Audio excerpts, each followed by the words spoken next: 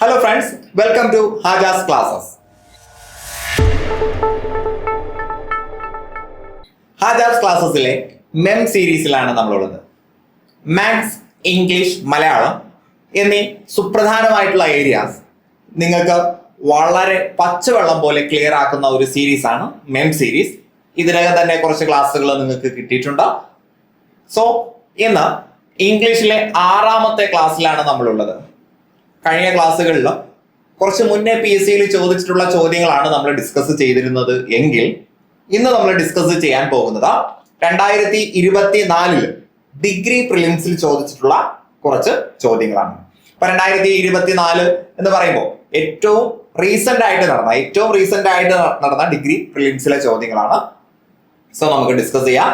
ഇവിടെ മുകളിൽ കൊടുത്തിരിക്കുന്നത് കൃത്യം നമ്മുടെ ക്വസ്റ്റ്യന്റെ കോഡാണ് 047 2024 ചോദ്യ പേപ്പറിലെ ചോദ്യങ്ങളാണ് നമ്മൾ ഡിസ്കസ് ചെയ്യാൻ പോകുന്നത്.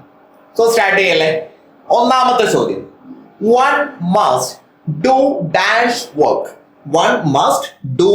ഡാഷ് വർക്ക് എന്നുള്ളതാണ് ചോദ്യം. അപ്പൊ ഇവിടെ നിങ്ങൾ ശ്രദ്ധിച്ചോ, ഓപ്ഷൻസിൽ ഹിസ് ഉണ്ട്, ദെയർ ഉണ്ട്, വൺസ് ഉണ്ട്, ഹെർ ഉണ്ട്.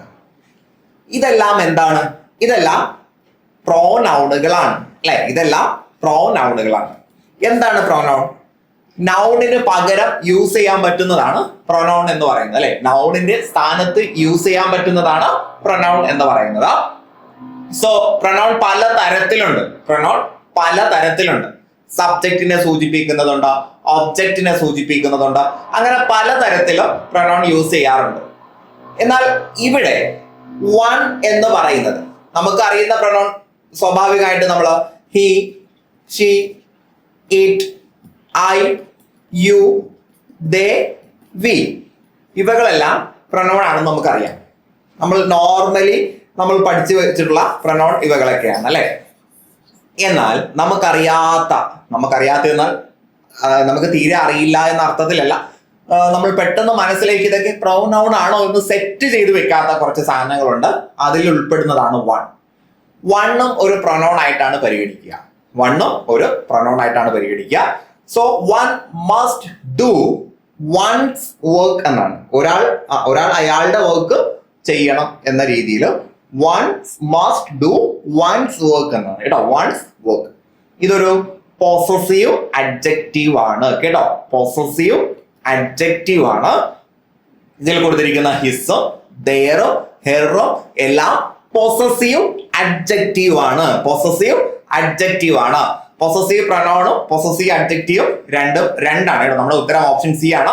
പൊസസീവ് അഡ്ജക്റ്റീവ്, പൊസസീവ് പ്രൊനൗണും രണ്ടാണ്. അതിന്റെ ഡിഫറൻസ് നമ്മൾ ആ ഒരു ഏരിയയിൽ ഡീറ്റെയിൽ ആയിട്ട് പഠിക്കും. ഞാനിപ്പോൾ വൺസിനെ കുറിച്ച് മാത്രം ഒന്ന് പറയാം.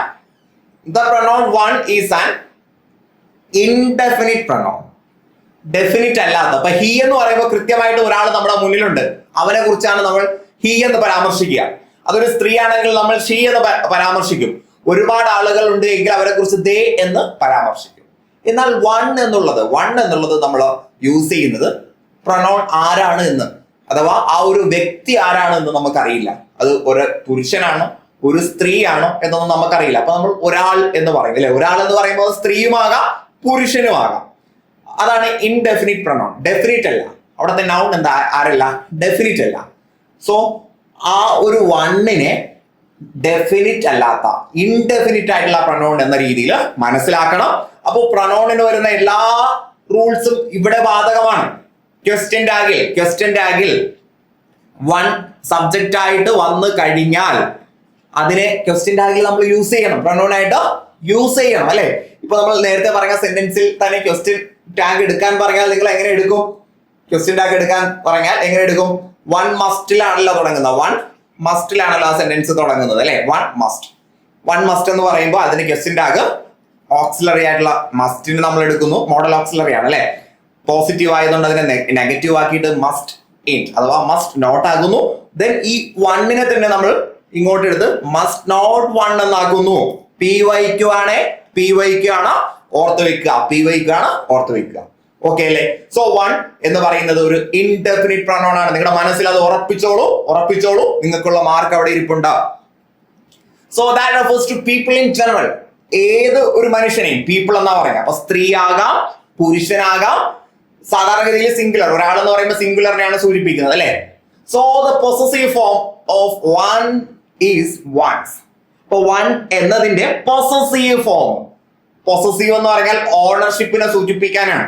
എന്റെ, അവന്റെ, അവളുടെ, അതിന്റെ, അവരുടെ എന്ന ഓണർഷിപ്പിനെ സൂചിപ്പിക്കാനാണ് അല്ലെ. നമ്മൾ പറയാറുണ്ട് മൈ ബുക്ക്, എന്റെ പുസ്തകം, ഹിസ് ബുക്ക്, അവന്റെ പുസ്തകം, ഹെർ, അവളുടെ പുസ്തകം എന്നീ പൊസസീവിന്റെ മീനിങ്ങിന് സൂചിപ്പിക്കുന്നത് പോലെ വൺ പൊസസീവ് ആയിട്ട് വരുന്ന സമയത്ത് അവിടെ ഹിസോ ഹെറോ ഒരു കാരണവശാലും കൊടുക്കരുത്.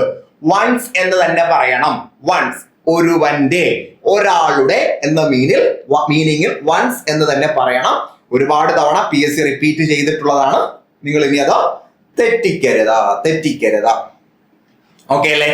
ഇനി രണ്ടാമത്തെ ചോദ്യം, identify the correct spelling. Spelling കറക്ഷനിൽ PSCക്ക് വളരെയധികം ഇഷ്ടമുള്ള ഒരു വേർഡാണ് അക്കൻഡൻസ്. അപ്പൊ ഇവിടെ ശ്രദ്ധിച്ചോളൂ, ഇവിടെ ACQUAINTENCE കണ്ടോ. ഇവിടെ ഞാൻ നിങ്ങൾക്ക് ഒരു എളുപ്പ വഴി പറഞ്ഞു തരാം. സാധാരണഗതിയിൽ അവസാനം ഒരു TENCE ഇതിലേക്ക് അവസാനിക്കുന്ന പദങ്ങളാണ് PSC നമ്മളിട്ട് കുഴപ്പിക്കുന്നത്. അപ്പൊ അവിടെ നമ്മൾ പറയുമ്പോൾ അക്കൻഡൻസ് ടെൻസ് ആണോ ടെൻസ് ആണോ, അപ്പൊ TA ആണോ കൊടുക്കേണ്ടത്, TE ആണോ കൊടുക്കേണ്ടത്, ഇങ്ങനെയാണ് നമ്മൾ കുഴങ്ങി പറയുന്നത്. അപ്പൊ ഒരു ഏരിയ എന്ന് പറയുന്നത് ടിക്ക് ശേഷം E ആണോ A ആണോ എന്നൊരു കൺഫ്യൂഷനാണ്. T ആണോ A ആണോ എന്നുള്ള കൺഫ്യൂഷനാണ്. അപ്പൊ നിങ്ങൾക്ക് ബാക്കിയുള്ളതൊക്കെ നോക്കുന്ന സമയത്ത് അവിടെയും എയും ഇയും കണ്ടോ, എല്ലായിടത്തും A ആണോ E ആണോ നിങ്ങൾ കറക്റ്റ് ശരിയാക്കുക എന്നുള്ളതാണ് PSCക്ക് അറിയേണ്ടത്. അപ്പൊ നമുക്ക് ഓപ്ഷൻസ് ഒന്നുകൂടി നന്നായിട്ട് പരിശോധിച്ച് നോക്കാം. ഒന്ന് പറഞ്ഞു നോക്കുന്ന സമയത്ത് അക്കൻഡൻസ് എന്തായാലും ഒരു AI അവിടെ വേണം. നമ്മൾ പറയുമ്പോൾ ഒരു ഫയൽ അക്കൻഡൻസ് എന്ന് പറയുന്ന ഒരു AI അവിടെ എന്തായാലും വേണം. അപ്പൊ ബിയും ഡിയും നമുക്ക് അങ്ങോട്ട് വെട്ടാം. പിന്നെ A ആണോ E ആണോ എന്ന് സംശയിക്കുന്ന സമയത്ത് ഇത് പഠിച്ചു വെച്ചാലേ നമുക്ക് കിട്ടും. പറഞ്ഞു നോക്കിയാൽ കിട്ടില്ല, കാരണം നമ്മുടെ പ്രൊനൗൺസിയേഷൻ പലപ്പോഴും ശരിയായിട്ട് വരാറില്ല. അക്കൻഡൻസിന് A ആണ് വരേണ്ടത്, E അല്ല കേട്ടോ. E അല്ല, അക്കൻഡൻസ് A ആണ് വരേണ്ടത്. അത് അങ്ങനെ തന്നെ പഠിച്ചു വെക്കുക. മിസ്പെൽഡ് നമ്മൾ എന്ത് ചെയ്യണം, അത് അതേപോലെ PSC ആവർത്തിച്ച് ചോദിച്ചിട്ടുള്ള ചോദ്യങ്ങൾ മനസ്സിലാക്കി പഠിച്ചു വെക്കുക എന്നുള്ളതാണ് മാർഗം. ഓക്കെ അല്ലേ. അപ്പൊ അക്കൻഡൻസ് ഓപ്ഷൻ C ആയിരുന്നു കറക്റ്റ്. എന്താണ് മീനിങ് എന്ന് കൂടി മനസ്സിലാക്കുക. A person that you know but who is not a close friend. നിങ്ങൾക്ക് ഒരാളെ കുറിച്ച് അറിയാം, പക്ഷെ നിങ്ങളുടെ അടുത്ത സുഹൃത്തൊന്നും അല്ല. ചില ആളുകളെ കുറിച്ച് പറയാം, അയാളെ എനിക്കറിയാം പക്ഷേ എന്റെ സുഹൃത്തൊന്നും അല്ല, ജസ്റ്റ് ഒന്ന് പരിചയമുണ്ട് അല്ലെ. അങ്ങനെയുള്ള ആളുകളെ കുറിച്ചാണ് നമ്മൾ അക്കൻഡൻസ് എന്ന് പറയാറ്. ക്ലിയർ അല്ലേ? കൂടുതൽ വിശദീകരിക്കേണ്ട ആവശ്യമില്ലല്ലോ. then അടുത്ത ചോദ്യത്തിലേക്ക് വരാം. Choose the proper sequence and mark the answer. കൃത്യമായിട്ടുള്ള സീക്വൻസ് ഏതാണെന്ന് കണ്ടെത്തി ആൻസർ മാർക്ക് ചെയ്യാം. കൃത്യമായിട്ടുള്ള സീക്വൻസ് എന്ന് പറയുമ്പോൾ എന്താ, കറക്റ്റ് ഓർഡറിലാക്കാനാണ്. ഇവിടെ തുടക്കത്തിൽ ഒരു sentence തന്നിട്ടുണ്ടോ, the majestic mahogany table. വളരെ മാജസ്റ്റിക് എന്ന് പറയാൻ വളരെ ഗംഭീരമായിട്ടുള്ളതാണ്. മെജസ്റ്റിക്കിന് വളരെ ഗംഭീരം എന്നുള്ള അർത്ഥമുണ്ട്, വളരെ വലുത് എന്ന അർത്ഥമുണ്ട് കേട്ടോ. വളരെ ഗംഭീരം എന്ന അർത്ഥമുണ്ട്, വളരെ വലുത് എന്ന അർത്ഥമുണ്ട് കേട്ടോ. മെജസ്റ്റിക് പഠിച്ചു വെക്കുക. ഇത് SCERT 8ാം ക്ലാസ്സിലെ ഒരു വൊക്കാബുലറിയിൽ വരുന്ന നൗണാണ്, പഠിച്ചു വെക്കുക. ഇപ്പൊ മഹാഗണി എന്ന് പറയുന്ന ഒരു മരമാണ് അല്ലെ. അപ്പൊ മഹാഗണി കൊണ്ട് നിർമ്മിച്ച ആ ഒരു table then belongs to an old king which had one leg missing, who is now impoverished but not without some pride. 4 സെന്റൻസുകളുണ്ട്. ഇത് എങ്ങനെയാണ് അടുക്കി വെക്കേണ്ടത് എന്നാണ് ചോദ്യം കേട്ടോ. സോ ഈ ഒരു ചോദ്യത്തിന്റെ പ്രത്യേകത PSC ഇത് ക്യാൻസൽ ആക്കിയിട്ടുണ്ട്. PSC എന്ത് ചെയ്തിട്ടുണ്ട്, ഇത് ഡിലീറ്റ് ചെയ്തിട്ടുണ്ട്. എന്താണ് അവിടെ വരുന്ന പ്രശ്നം? അവിടെ വരുന്ന പ്രശ്നം എന്ന് പറഞ്ഞാൽ options PQSR, QRSP, PRSQ, QPRS എന്നൊക്കെ ആയിരുന്നു. അപ്പൊ കുറച്ച് ആളുകളൊക്കെ എന്ത് ചെയ്തു, അത് നോക്കിയിട്ടൊക്കെ ഏകദേശം കറക്റ്റ് ആക്കി. The majestic mahogany table. അപ്പൊ ടേബിളിനെ കുറിച്ചാണ് പറയുന്നത് അല്ലെ, ടേബിളിനെ കുറിച്ചാണ് പറയുന്നത്. അപ്പൊ ഇനി ടേബിളിനെ കുറിച്ച് പറയുന്നത് കൊണ്ട് ശേഷം വരുന്നത് എന്താകും, ടേബിൾ അല്ലേ. ടേബിൾ എന്ന് പറയുന്നത് ജീവനില്ലാത്ത വസ്തുവാണ്. അപ്പൊ ജീവനില്ലാത്ത വസ്തു ആയതുകൊണ്ട് സെന്റൻസിൽ which had one leg missing എന്നാണ് പറയുന്നത്. കാരണം ഇവിടുത്തെ വിച്ച് എന്ന് പറയുന്നത് അതൊരു പ്രൊനൗൺ ആണ്, റിലേറ്റീവ് പ്രൊനൗൺ ആണ്. ഈ റിലേറ്റീവ് പ്രൊനൗൺ വന്നു കഴിഞ്ഞാൽ അതിന് തൊട്ട് മുന്നേ ഒരു ഒബ്ജക്റ്റോ അല്ലെങ്കിൽ ഒരു ആനിമലോ ഉണ്ടായിരിക്കണം. അപ്പൊ ടേബിൾ എന്ന് പറയുന്ന ഒരു ഒബ്ജക്റ്റ് അല്ലേ, ടേബിൾ ഒരു ഒബ്ജക്റ്റ് ആണ്. അപ്പൊ ആ ഒബ്ജക്റ്റിനെ വിശദീകരിക്കാൻ വേണ്ടി പറയാണ് which had one leg missing, ഒരു കാലില്ലാത്ത ആ ഒരു മഹാഗണി ടേബിൾ, പിന്നെ നമുക്ക് എങ്ങോട്ട് നോക്കാം, ഹൂ എന്തായാലും വരില്ല. കാരണം ഹൂ വരണമെങ്കിൽ തൊട്ട് മുന്നേ ആരുണ്ടാകണം, ഒരു പേഴ്സൺ ഉണ്ടാകണം, ഒരു വ്യക്തി ഉണ്ടാകണം അല്ലെ, അപ്പൊ വ്യക്തിയെ കുറിച്ച് അവിടെ പരാമർശിച്ചിട്ടില്ല. വിച്ച് ഉണ്ടാകണമെങ്കിൽ ഒരു തിങ് വേണം എന്നതുപോലെ ഒരു വസ്തുവിന്റെ പേര് പറഞ്ഞതിന് ശേഷമേ നമുക്ക് വിച്ച് ഉപയോഗിക്കാൻ പറ്റൂ. ഈ വിച്ച്, ഹൂ, വാട്ട്, വെൻ ഇതൊക്കെ ചോദ്യത്തിന് വേണ്ടി ഉപയോഗിക്കുന്ന ഇന്ററോഗേറ്റീവ് പ്രൊനൗൺ ആണ്. അതോടൊപ്പം തന്നെ ഇവകൾ ഒരു സെന്റൻസിനിടയിൽ വന്നാൽ റിലേറ്റീവ് പ്രൊനൗൺ ആണ്. റിലേറ്റീവ് പ്രൊനൗൺ എന്താ ചെയ്യുന്നത്, അതിന് തൊട്ട് മുന്നേ ഉള്ള നൗണിനെ വിശദീകരിക്കാൻ വേണ്ടിയാണ് ആ റിലേറ്റീവ് പ്രൊനൗൺ കൊണ്ടുവരുന്നത്. അപ്പോ വിച്ച് വന്നു കഴിഞ്ഞാൽ തൊട്ട് മുന്നേ ഒരു തിങ് വേണം, അത് നമുക്ക് കിട്ടിക്കഴിഞ്ഞു. ഇനി ഹൂ എന്ന് പറയുന്ന റിലേറ്റീവ് പ്രൊനൗണിൽ സ്റ്റാർട്ട് ചെയ്യുന്ന ഒരു സെന്റൻസ് ഉണ്ട്. അപ്പൊ എന്തായാലും നമുക്ക് അത് വരില്ല ഇവിടെ, കാരണം ഇവിടെ മിസ്സിംഗിലാണ് അവസാനിച്ചിരിക്കുന്നത്, അതുകൊണ്ട് അത് വരില്ല. സോ നമുക്ക് ബാക്കിയുള്ളതിലേക്ക് നോക്കാം. Belongs to an old king, അത് ഓക്കെയാണ്, കാരണം ദ മജസ്റ്റിക് എന്ന് പറയുന്ന ഒരു സബ്ജക്ട് വന്നിട്ടുണ്ട്. Which had one leg missing, അവിടെ നമുക്ക് മജസ്റ്റിക്കിന്റെ വേർബ് വന്നിട്ടില്ല. അപ്പൊ വേർബ് വരുന്നത് പിന്നീട് belongs to an old king ആണ്. അപ്പൊ നമുക്ക് അത് അങ്ങോട്ട് ഉത്തരമായിട്ട് കൊടുക്കാം, belongs to an old king. ആ ഒരു മജസ്റ്റിക് മഹാഗണി ടേബിൾ ഒരു രാജാവിന്, ഒരു പഴയ രാജാവിനുള്ളതാണ്. ഹു ഈസ് നൗ ഇംപവേഴ്സ്ഡ്, ഇപ്പൊ അദ്ദേഹം എന്തല്ല അത്ര ഇംപവേഴ്സ്ഡ്, അത്ര മികച്ചൊരു രീതിയിലൊന്നുമല്ല. But not without some pride, അവിടെയൊക്കെയാണ് പ്രശ്നം വരുന്നത് അല്ലെ. സോ നമുക്ക് ഏകദേശം ഒപ്പിച്ച് പറയാൻ പറ്റുന്നത് which had belongs to an old king who is now empowered but not without some pride എന്നുള്ളതാണ് നമുക്ക് ഏകദേശം ഒപ്പിച്ച് പറയാൻ പറ്റുന്നത്.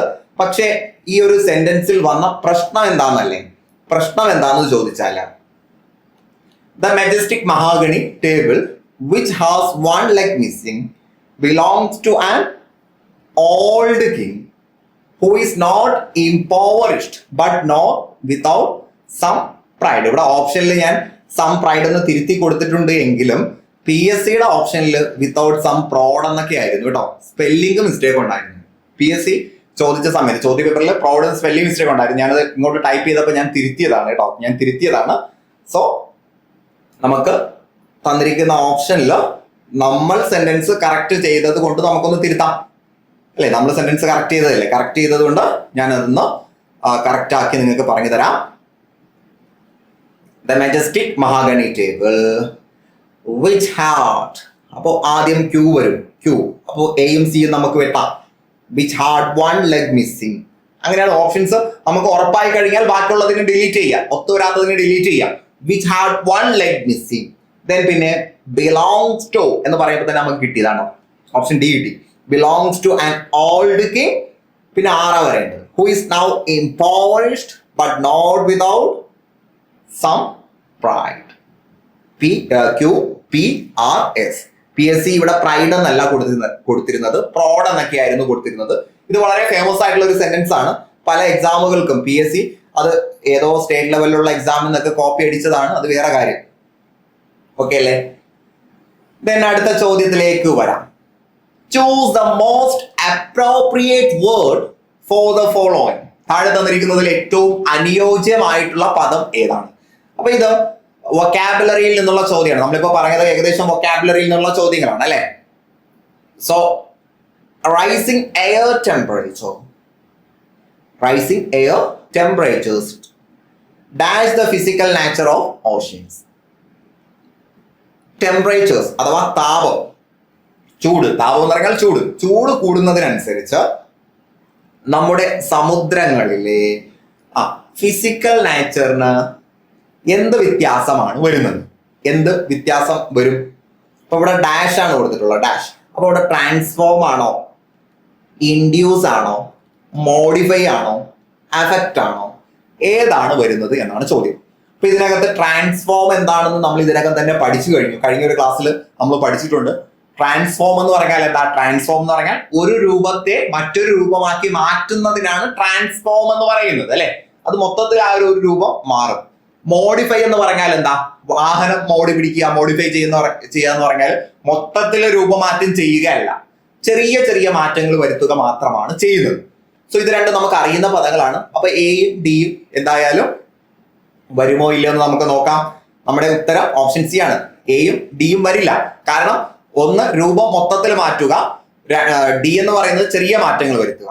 ഇപ്പൊ ഇവിടെ അഫക്റ്റ് എന്നുള്ളതാണ് കറക്റ്റ്. അഫക്റ്റ് എന്ന് പറഞ്ഞാൽ അതിന്റെ അർത്ഥം എന്ന് പറഞ്ഞാൽ ഒരു ചെറിയ മാറ്റം വരുത്തുന്നതിനാണ് അഫക്റ്റ് എന്ന് പറയുന്നത്. അഫക്റ്റ് എന്ന് പറഞ്ഞാൽ make somebody something change in A particular വേ. ഒരു ചെറിയ മാറ്റം, ബാധിക്കുക എന്നുള്ളതാണ് അർത്ഥം. അഫക്റ്റ് എന്ന് പറഞ്ഞാൽ ബാധിക്കുക. അപ്പോ താപം കൂടുന്നത് സമുദ്രത്തെ, അതിന്റെ ഭൗതിക പ്രകൃതത്തെ, സമുദ്രത്തിന്റെ ഫിസിക്കൽ നാച്ചറിനെ ബാധിക്കുന്നു, അഫക്റ്റ് ചെയ്യുന്നു എന്നാണ് പറയേണ്ടത്. അപ്പൊ ഒരു പ്രത്യേക രീതിയിലുള്ള മാറ്റം ഇവിടെയാണ് നമ്മൾ പഠിക്കേണ്ടത്. എത്ര ഡീപ്പായിട്ട് വന്നൊരു ചോദ്യമാണെന്ന് നിങ്ങൾ ശ്രദ്ധിച്ചോളൂ. ചിലപ്പോൾ നമുക്ക് അഫക്റ്റ് പെട്ടെന്ന് തന്നെ കിട്ടും, അല്ലെ? പെട്ടെന്ന് തന്നെ കിട്ടും. പക്ഷെ ആ ഓപ്ഷൻസിൽ വരുന്ന വ്യത്യാസങ്ങൾ നിങ്ങൾ പഠിക്കാം. കാരണം ഒരു ഓപ്ഷൻസ് അടുത്ത എക്സാമിന് ആൻസർ ആയിട്ട് വരും. ഇപ്പോൾ ആൻസർ ആയിട്ട് വരാത്തത് അടുത്ത എക്സാമിന് ആൻസർ ആയിട്ട് വരും. അഫക്റ്റ് എന്ന് പറഞ്ഞാൽ ഒരു കാര്യത്തിൽ പ്രത്യേക രീതിയിൽ മാറ്റം വരുത്തുന്നതിനെ, അല്ലെങ്കിൽ ഒരു കാര്യത്തെ സ്വാധീനിക്കുന്നതിനെ ഇൻഫ്ലുവൻസ് ചെയ്യുക അഥവാ ബാധിക്കുക. അപ്പൊ ഈ രണ്ടാമത്തെ മീനിങ് ആണ് നമുക്ക് ഇവിടെ അനുയോജ്യം, അല്ലെ? To influence something. അപ്പൊ ആ ഒരു ആഗോള താപനം അല്ലെങ്കിൽ താപം എന്ന് പറയുന്നത് നമ്മുടെ സമുദ്രത്തിന്റെ ഭൗതിക പ്രകൃതത്തെ ബാധിക്കുന്നുണ്ട്. അപ്പൊ ഇവിടെ ബാധിക്കുന്നു അഥവാ ടു ഇൻഫ്ലുവൻസ് സംതിങ് എന്നുള്ളതാണ് അനുയോജ്യമായിട്ടുള്ള മീനിങ്. ഇനി മോഡിഫൈ എന്താ? മോഡിഫൈ എന്ന് പറഞ്ഞാൽ ടു ചേഞ്ച് സംതിങ് സ്ലൈറ്റ്ലി, ചെറുതായിട്ട് മാറ്റുന്നതിനാണ് മോഡിഫൈ എന്ന് പറയുന്നത്. ചെറിയ മാറ്റത്തെയാണ് മോഡിഫൈ എന്ന് പറയുന്നത്. അപ്പൊ വാഹനങ്ങൾ മോഡിഫൈ എന്ന് പറഞ്ഞാൽ ചെറിയ മാറ്റം വരുത്തുക, അല്ലെ? വാഹനത്തിൽ ചെറിയ മാറ്റങ്ങൾ, ഡിസൈനിലൊക്കെ മറ്റു മാറ്റം വരുത്തുന്നതിനാണ് മോഡിഫൈ എന്ന് പറയുന്നത്. Transform to change somebody something completely, ഒരു കാര്യത്തെ പൂർണ്ണമായിട്ട് മാറ്റം വരുത്തുക, പ്രത്യേകിച്ച് especially in a way which improves him her or it. അതിനെ ഒന്നുകൂടി വികസിപ്പിക്കുക എന്ന ഉദ്ദേശത്തോടു കൂടി, ഇംപ്രൂവ്മെന്റ് കൊണ്ടുവരിക എന്ന ഉദ്ദേശത്തോടു കൂടി മാറ്റുന്നതിനാണ് ട്രാൻസ്ഫോം എന്ന് പറയുന്നത്. ഇനി ഇൻഡ്യൂസ് കൂടി പഠിച്ചു വെക്കുക.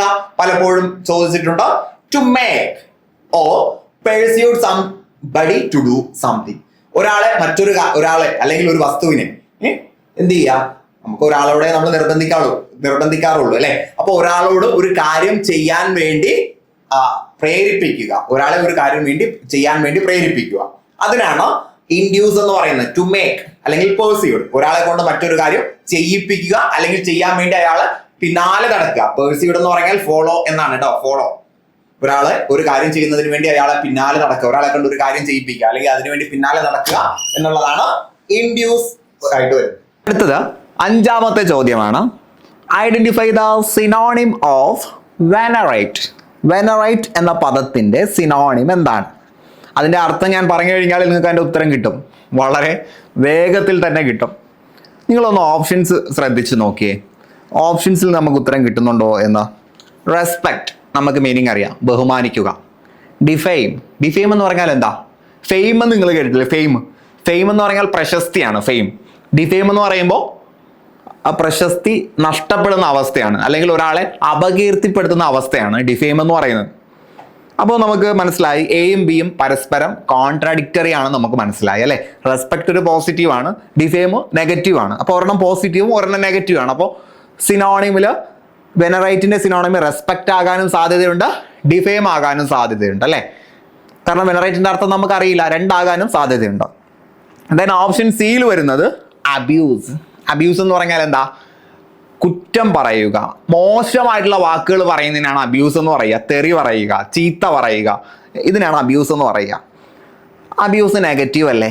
അപ്പോൾ ഡിഫെയിമും അബ്യൂസും നെഗറ്റീവ് ആണ്, എ പോസിറ്റീവ് ആണ്. അപ്പോൾ തന്നെ നമുക്ക് ഏകദേശം മനസ്സിലായി ഓപ്ഷൻ എ ഉത്തരമാകാൻ സാധ്യത കൂടുതലുണ്ട്.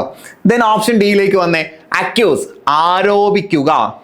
ആരോപിക്കുകയും ഒരു നെഗറ്റീവ് ഷെയ്ഡുള്ള സാധനമാണ്. അപ്പോൾ 3 നെഗറ്റീവ് ആണ് എങ്കിൽ അതെല്ലാം ഏകദേശം സിനോണിമിന്റെ പരിധിയിൽ വരും. അഥവാ ഇത് 3 ഏകദേശം ഒരേ പരിധിയിൽ നമുക്ക് ഉൾപ്പെടുത്താൻ കഴിയും. എ മാത്രമാണ് വേറിട്ട് നിൽക്കുന്നത്, പോസിറ്റീവായിട്ട് ആൾ വേറിട്ട് നിൽക്കുന്നു. സോ നമ്മുടെ ഉത്തരം ഓപ്ഷൻ എ തന്നെയാണ്. ഇത് നമുക്ക് എല്ലായ്പ്പോഴും ഈ ഒരു രീതി ഉപയോഗിക്കാൻ കഴിയില്ല കേട്ടോ. ചിലപ്പോൾ നമുക്ക് ശരിയായി വരാം, നമ്മുടെ ഭാഗ്യം പോലെ ഇരിക്കും. ഭാഗ്യ പരീക്ഷണം PSC ഹാളിലിരുന്ന് വേണോ വേണ്ടയോ എന്ന് നിങ്ങൾ തീരുമാനിക്കേണ്ടി വരും. സോ വെനറേറ്റ് എന്ന് പറഞ്ഞാൽ റെസ്പെക്റ്റ് ആണ്, റെസ്പെക്റ്റ് ആണ് അതിൻ്റെ ഉത്തരം. ഓപ്ഷൻ എ ആണ് ഉത്തരമായിട്ട് വരുന്നത്. സോ നമുക്ക് ബാക്കിയുള്ള ഓപ്ഷൻസിന്റെ വിശദീകരണത്തിലേക്ക് വരാം.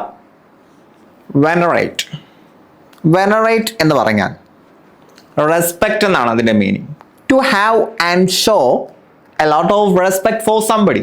ആരോടെങ്കിലും ഒരുപാട് ബഹുമാനം കാണിക്കുക കേട്ടോ. ഒരുപാട് ബഹുമാനം കാണിക്കുന്നതിന് നമ്മൾ അത്യാദരവ് എന്ന് പറയില്ലേ, അതാണ് വെനറേറ്റ് എന്ന് പറയുന്നത്.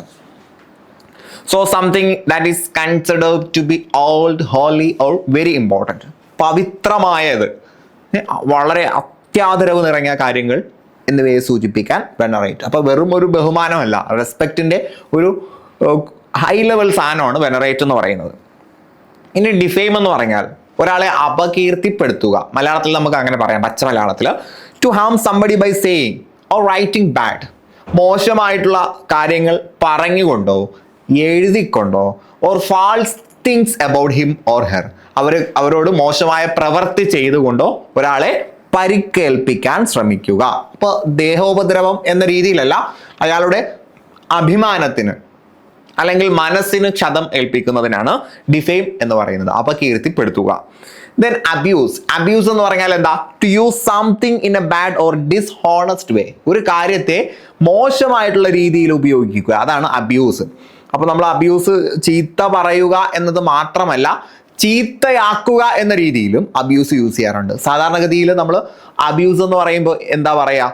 മോശം പറയുക എന്നാണ്, അല്ലെങ്കിൽ തെറി പറയുക എന്നാണ് അബ്യൂസ്. അബ്യൂസ് എന്ന് പറയുമ്പോൾ അങ്ങനെ മാത്രമല്ല. ഇപ്പോൾ സബ്സ്റ്റൻസ് അബ്യൂസ് എന്ന് പറയാറുണ്ട്. ആൽക്കഹോൾ ഒരു സബ്സ്റ്റൻസ് അബ്യൂസ് ആണെന്ന് പറയാറുണ്ട്. എന്താണ്? ഒരു വസ്തുവിനെ മോശമായിട്ട് ഉപയോഗിക്കുക, അതാണ് സബ്സ്റ്റൻസ് അബ്യൂസ്. ഇപ്പോൾ ആൽക്കഹോൾ, സ്മോക്കിംഗ്, ഇതൊക്കെ സബ്സ്റ്റൻസ് അബ്യൂസ് ആണ്.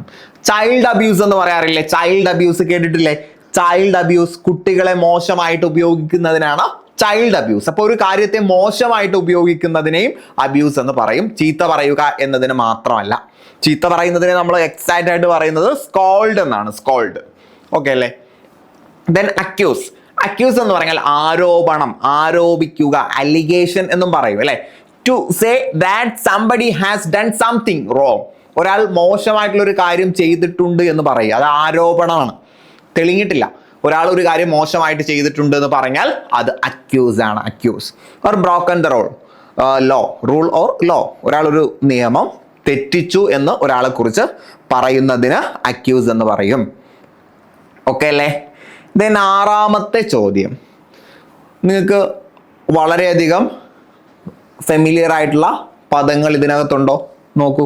Identify the antonym. സിനോണിം അല്ല, ആന്റോണിം. ആന്റോണിം എന്ന് പറഞ്ഞാൽ വിപരീത പദമാണ്, വിപരീത പദം. ഇമാസിയേഷൻ. ഇമാസിയേഷൻ പദം തന്നെ നമ്മൾ കേട്ടിട്ടുണ്ടാവില്ല, ഇമാസിയേഷൻ അല്ലേ? ഓപ്ഷനിലേക്ക് വരുന്ന സമയത്ത് ഓപ്ഷൻ എ ഇൻവിഗറേഷൻ, ഒരു പിടുത്തവുമില്ല. ഗ്ലോറിഫിക്കേഷൻ അറിയാം അല്ലേ? ഗ്ലോറിഫിക്കേഷൻ അറിയില്ലേ? മഹത്വവൽക്കരിക്കുക എന്നാണ് ഗ്ലോറിഫിക്കേഷൻ എന്ന് പറയുന്നത്. Then depression.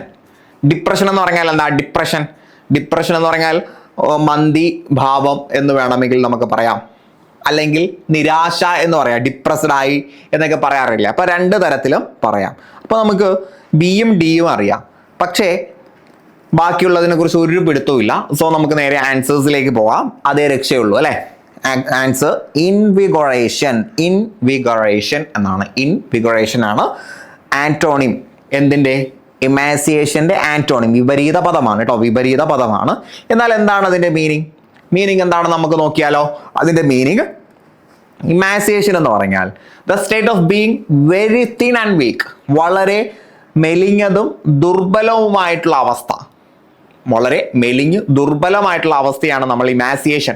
പ്രത്യേകിച്ച് ഈ രോഗം അല്ലെങ്കിൽ പട്ടിണിയൊക്കെ വന്ന് മെലിഞ്ഞു പോകുന്ന അവസ്ഥ, ഇപ്പൊ ആടുജീവിതത്തിലൊക്കെ പൃഥ്വിരാജ് നിൽക്കുന്ന അവസ്ഥ, അത് ഇമാസിയേഷൻ ആണ്. ഇമാസിയേഷൻ അല്ലെ? ആടുജീവിതത്തിലെ പൃഥ്വിരാജിനെ ഓർത്താൽ മതി, ഇമാസിയേഷൻ. പൃഥ്വിരാജിന്റെ ഇംഗ്ലീഷ് വേർഡ് പോലെ തന്നെ ഇതും കുറച്ച് കോംപ്ലിക്കേറ്റഡ് ആയിട്ടുള്ള ഒരു വേർഡാണ്. ഇതിന്റെ നേരെ ഓപ്പോസിറ്റ് ആണ് ഇൻവിഗറേഷൻ. ആഹാരമൊക്കെ കഴിച്ച് നല്ല തടിച്ചു വരിക, ഇൻവിഗറേഷൻ. ഓക്കെ അല്ലേ? അപ്പൊ ഇമാസിയേഷൻ ഇൻ ഡെക്കറേഷൻ നല്ല പദമാണ്, പഠിച്ചു വെക്കുക. നല്ല പദമാണ്, ചോദിച്ചാൽ റാങ്ക് മേക്കിംഗ് ആയിരിക്കും, ചോദിച്ചിട്ടുള്ളതുമാണ് കേട്ടോ. Then glorification, മഹത്വവൽക്കരിക്കുക. PSC ചോദിച്ചതിന് ഒരു കണക്കുമില്ല ഈ ഒരു വേർഡ്. ഗ്ലോറിഫിക്കേഷന്റെ നേരെ ഓപ്പോസിറ്റ് കണ്ടംനേഷൻ അല്ലെങ്കിൽ കോണ്ടംനേഷൻ എന്ന് പറഞ്ഞാൽ അപകീർത്തിപ്പെടുത്തുക. ഗ്ലോറിഫിക്കേഷൻ ഒരാളെ മഹാൻ എന്ന് പറയുക, അഥവാ പുകഴ്ത്തുക. അതിന് നേരെ ഓപ്പോസിറ്റ് ആണ് തള്ളി താഴെ ഇടുക അഥവാ അപകീർത്തിപ്പെടുത്തുക. ഓക്കെ അല്ലേ?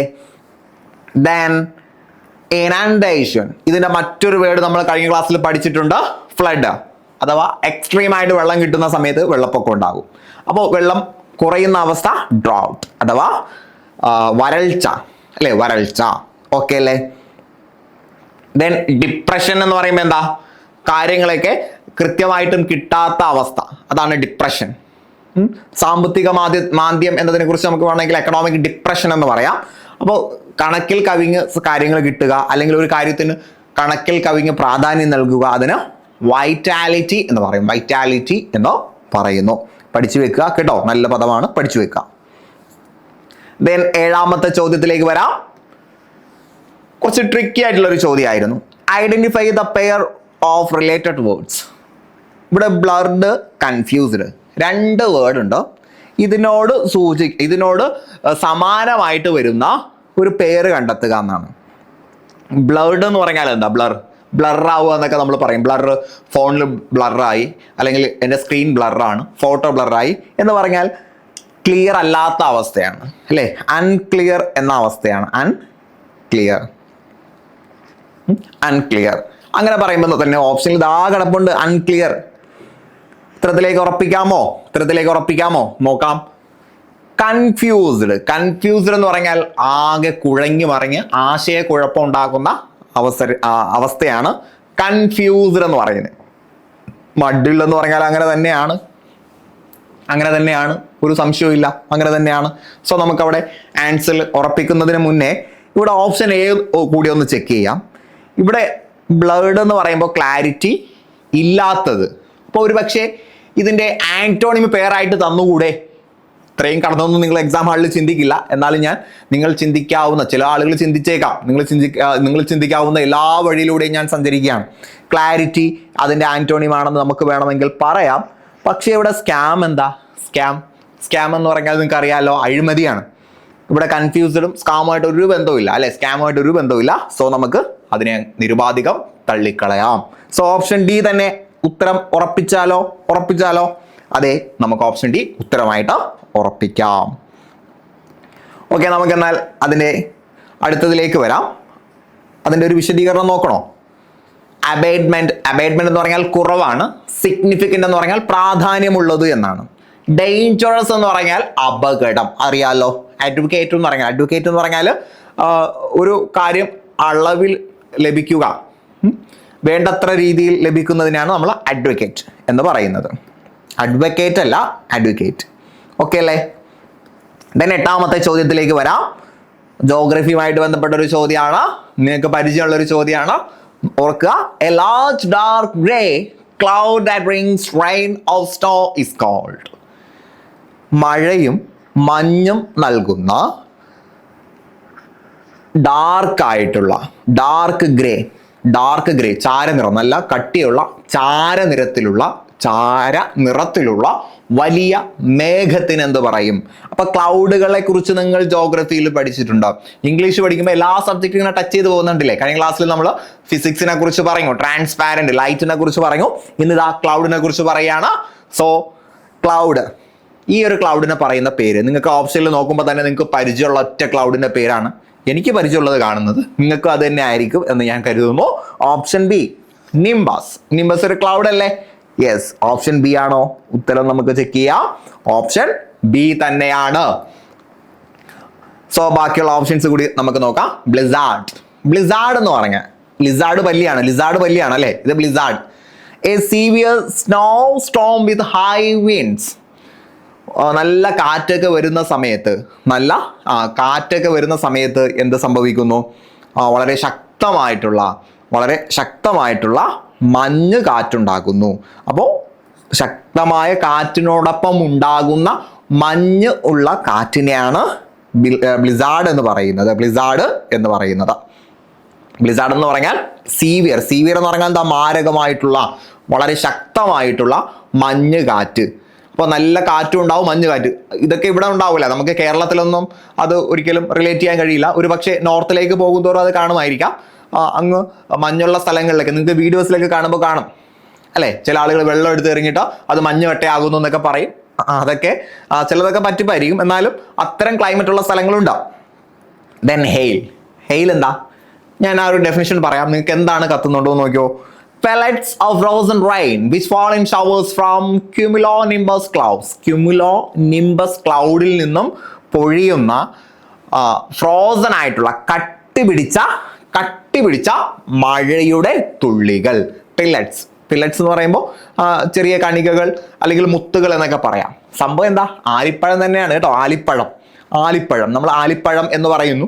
സത്യത്തിൽ അതെന്തല്ല, പഴമല്ല. നിങ്ങൾ ജോഗ്രഫിയിൽ പഠിച്ചിട്ടുണ്ടാവും. ഞാൻ ചെറുപ്പത്തിലെ അതൊരു പഴമാണെന്ന് വിചാരിച്ചിട്ടുണ്ട്. ആലിപ്പഴം എന്ത് ടേസ്റ്റ് ആയിരിക്കും എന്നൊക്കെ ചിന്തിച്ചിട്ടുണ്ട്. നിങ്ങളും ചിന്തിച്ചിട്ടുണ്ടാവും അല്ലേ, സത്യത്തിൽ അതെന്തല്ല, പഴമല്ല. അത് മഴത്തുള്ളികൾ കട്ടിയായി വീഴുകയാണ്, ചെറിയ ഡ്രോപ്പ് കട്ടിയായിട്ട് വീഴുന്നതാണ്.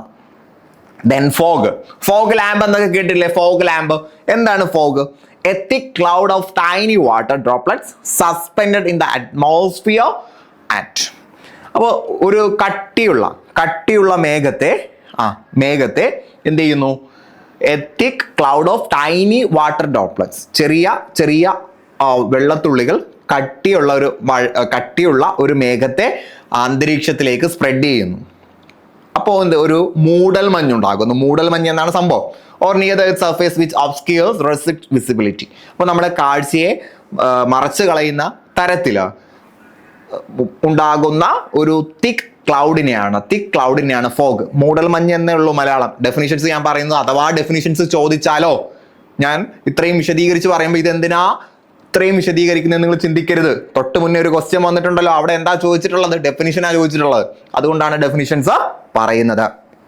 ഇത്തരം ചോദ്യങ്ങൾ വരുന്നതിന് മുന്നേ ഞാൻ പല ക്ലാസ്സിൽ ഡെഫിനിഷൻസ് പറയുമ്പോൾ കുട്ടികൾ ചോദിച്ചിട്ടുണ്ട്, എന്തിനാ സാർ ഇത്രയും ഡീറ്റെയിൽ ആയിട്ട് പഠിക്കുന്നത്, അതൊക്കെ ഇംഗ്ലീഷിൽ പഠിക്കണോ? അപ്പോൾ ഞാൻ പറഞ്ഞു, നിങ്ങൾ പഠിക്കണം എന്ന് പറഞ്ഞിട്ട് പല ആളുകളും കേട്ടിട്ടില്ല. അപ്പോൾ നിങ്ങൾക്ക് അത് സംഭവിക്കരുത്, പഠിച്ചു വെക്കുക. ദെൻ 9ാമത്തെ ചോദ്യം, the idiom to have an axe to grind means. Idioms എന്ന് പറഞ്ഞാൽ അറിയാലോ, ഇഡിയംസ് എന്ന് പറഞ്ഞാൽ ചില പ്രയോഗങ്ങളാണ്. അത് ഫേമസ് ആയിട്ടുള്ള ചില റൈറ്റേഴ്സ് അല്ലെങ്കിൽ ഇംഗ്ലീഷ് സംസാരിക്കുന്ന ആളുകൾക്കിടയിൽ പ്രശസ്തമായിട്ടുള്ള ചില പ്രയോഗങ്ങളാണ്. അതിൻ്റെ ലിറ്ററൽ മീനിങ് ആയിരിക്കില്ല, അതിൻ്റെ ഭാഷാപരമായിട്ടുള്ള അർത്ഥമായിരിക്കില്ല അതിൻ്റെ യഥാർത്ഥ ഉദ്ദേശം. To have an axe to grind എന്ന് പറയുമ്പോൾ, ആക്സ് കോടാലിയാണ് അല്ലെ. ഗ്രൈൻഡ് എന്ന് പറഞ്ഞാൽ എന്താ, ഗ്രൈൻഡ് പൊടിക്കുക എന്നൊക്കെ പറയും അല്ലെ. ഗ്രൈൻഡ് ചെയ്യുക, എന്തെങ്കിലും ബന്ധമുണ്ടോ? To have an axe to grind ഒരു കോടാലി കൊണ്ട് പൊടിക്കുക എന്നോ, അല്ലെങ്കിൽ കോടാലിക്ക് മൂർച്ച കൂട്ടുക എന്നോ, അങ്ങനെയൊന്നും അല്ല. നമുക്ക് ഓപ്ഷൻസ് നോക്കാം. Pinpoint the faults of others, മറ്റുള്ള ആളുകളുടെ കുറ്റത്തെ പിൻ പോയിന്റ് ചെയ്യുക, എടുത്തു കാണിക്കുക എന്നുള്ളത് അതല്ല കേട്ടോ, അതല്ല. ടു ടേക്ക് റിവെഞ്ച്, നിങ്ങളെ പല ആളുകളെയും തെറ്റിക്കുക. അത് കോടാലിയും വൈരാഗ്യവും കൊണ്ട് നിങ്ങൾ എന്ത് ചെയ്യും? ലിങ്ക് ചെയ്യും അല്ലെ. വൈരാഗ്യമുള്ള ആളുകൾ എന്ത് ചെയ്യുക? കോടാലി ഉപയോഗിച്ച് വെട്ടാലോ എന്നൊക്കെ ചിന്തിക്കരുതേ, അത് തെറ്റാണ്. ടു മേക്ക് റീസണബിൾ ഡിമാൻഡ്സ്, നമുക്ക് നീതീകരിക്കാൻ കഴിയാത്ത വ്യവസ്ഥകൾ വെക്കുക, അതും തെറ്റാണ് അല്ലെ. താങ്ങാൻ കഴിയാത്ത വ്യവസ്ഥകൾ വെക്കുക, മുല്ലപ്പെരിയാർ കരാറിലെ വ്യവസ്ഥകൾ പോലെ. Then option D, to have a selfish interest to serve, എന്തെങ്കിലും സ്വാർത്ഥ താല്പര്യത്തിന് വേണ്ടി കാര്യങ്ങൾ ചെയ്യുന്നതിനാണ് to have an axe to grind. സ്വാർത്ഥ താല്പര്യങ്ങൾക്ക് വേണ്ടി കാര്യങ്ങൾ ചെയ്യുന്നതിനാണ് to have an axe to grind. Repeated PYQ ആണ്, പഠിച്ചു വെക്കുക കേട്ടോ. റീസെന്റ് ആസ്ക്ഡ് ആണ്, റിപ്പീറ്റഡ് ആണ്. ദെൻ 10ാമത്തെ ചോദ്യം, I dash go to the market with my friends now. ഞാൻ എൻ്റെ കൂട്ടുകാരോടൊപ്പം മാർക്കറ്റിലേക്ക് എന്ത് ചെയ്യുകയായിരുന്നു? പോകുന്നതിനെ കുറിച്ചാണ് പറഞ്ഞത് അല്ലെ. ഗോ അഥവാ പോവുക എന്നതിനെ സൂചിപ്പിക്കുന്ന വേർബാണ് വേണ്ടത്. പക്ഷെ അതിനെ will go, going, am going, have gone എന്ന രീതിയിലേക്ക് മാറ്റണം. എങ്ങനെ മാറ്റാം എന്ന് ചോദിച്ചാൽ, ആ സെന്റൻസിന്റെ അവസാനം ഒരു നൗ കിടപ്പുണ്ടല്ലോ. ഈ നൗ എന്ന് പറയുന്ന സാധനം പ്രസന്റ് കണ്ടിന്യൂസിനെ സൂചിപ്പിക്കുന്നതാണ്. അഥവാ നിലവിൽ നടന്നുകൊണ്ടിരിക്കുന്ന, നമ്മളിങ്ങനെ സംസാരിക്കുമ്പോഴും നിലവിൽ നടന്നുകൊണ്ടിരിക്കുന്ന കാര്യം. നമ്മളിപ്പോൾ ഇവിടെ നിന്ന് ക്ലാസ് കേൾക്കുകയാണ്, അപ്പോഴുണ്ടല്ലോ അവൻ കൂട്ടുകാരായിട്ട് മാർക്കറ്റിൽ നടക്കുകയാണ്. അവൻ മാർക്കറ്റിൽ നടക്കട്ടെ, നമുക്ക് പഠിച്ച് ജോലി നേടാം അല്ലേ? സോ പ്രസന്റിനെ സൂചിപ്പിക്കുന്നതാണ്, പ്രസന്റ് കണ്ടിന്യൂസിനെ സൂചിപ്പിക്കുന്നതാണ്. പ്രസന്റ് കണ്ടിന്യൂസിന്റെ ഫോർമാറ്റ് നിങ്ങൾക്ക് അറിയാലോ. Am, is, are plus verb 1 plus ing. Plus plus ഒക്കെ ആയിട്ട് പേടിക്കേണ്ട. Am is are plus verb 1 plus ing. അഥവാ ആമീസ് ആറിന് ശേഷം gerund. Verb 1 plus ing gerund എന്നാണ് പറയുന്നത്. Am is are gerund. അപ്പോൾ നമുക്ക് തന്നിരിക്കുന്ന സബ്ജക്റ്റ് അനുസരിച്ച് ആമോ ഈസോ ആറോ തിരഞ്ഞെടുക്കാം. ഇവിടെ ഐ ആയതുകൊണ്ട് ആം. അപ്പോൾ ഓപ്ഷൻ ബി ആണ് നമുക്ക് ഉത്തരമായിട്ട് തിരഞ്ഞെടുക്കേണ്ടത്. സോ 10ാമത്തെ ചോദ്യവും നമ്മൾ ക്ലിയർ ചെയ്തിട്ടുണ്ട്. സോ ഡിയർ ഫ്രണ്ട്സ്, മെം സീരീസിലെ ഇംഗ്ലീഷിലെ 6ാമത്തെ ക്ലാസ് ഇവിടെ അവസാനിപ്പിക്കുകയാണ്. പക്ഷേ മെം സീരീസ് ഇവിടെ അവസാനിക്കുന്നില്ല. പുതിയൊരു ക്ലാസ്സുമായിട്ട് നമുക്ക് വീണ്ടും കണ്ടുമുട്ടാം. അതുവരേക്കും എല്ലാവർക്കും എല്ലാവിധ വിജയാശംസകളും നേർന്നുകൊണ്ട് ഞാൻ നിർത്തുന്നു. നന്ദി ആൻഡ് ഗുഡ് ബൈ.